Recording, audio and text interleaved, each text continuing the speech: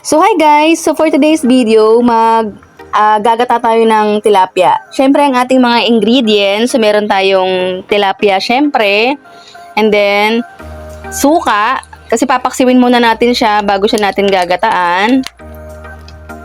Ayan. Tapos yung mga materialis niya, ito, kompleto na yan, sibuyas, tawag na ito, luya. Ayan, so pakukuluin lang natin yan ng very light. Kasi hindi yan pwedeng ma-overcook. Tapos syempre, lagyan natin siya ng asin. Ayan, so pakuluin muna natin siya habang nag-aano tayo ng nyog, nagpipiga. So yan guys, so kumukulo na siya guys. So i-next natin tong gata. Ayan, napiga ko na din. So ilalagay na natin.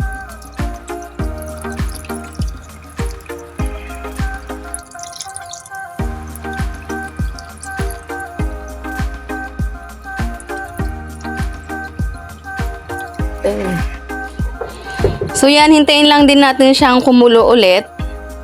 Hindi ko siya masyadong pinakuluan sa suka kasi kailangan kasi dito hindi siya ma-overcook. Syempre ano yan pag na-overcook tawag nito, malulusak yung isda. Maglalagay pa tayo ng gulay. So ayan, himayin na natin yung gulay. So ang ilalagay natin gulay itong pechay. Ayan, hindi na ako naglagay ng talong. So yan, kumukulo na siya. Tapos nilagyan ko na din yan ng pampalasa.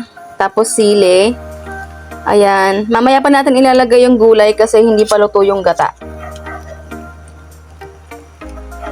Tapos pag maghahalo kayo, wag yung ganun yung isda para hindi siya madurog. So ganito lang.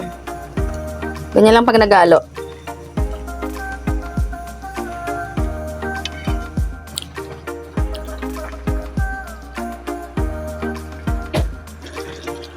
So, ayan guys, pwede na to. Nalagay na natin ang ating gulay na pechay.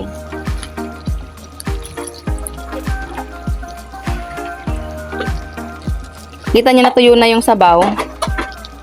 Ayan, so ito na yung gulay natin.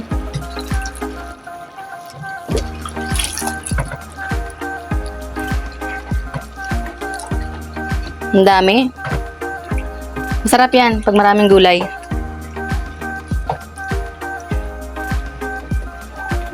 Halo natin ng konti. Be careful lang kasi baka mamaya madurog yung isda sa ilalim. So ayan guys, okay na yan. So maya patayin na natin yung apoy. So yun lang muna for today's guys. Ayan, I hope nagustuhan nyo ang aking food vlog. Ayan siya. So, like and follow, share, ayan, and subscribe. Until my next video, guys. Bye!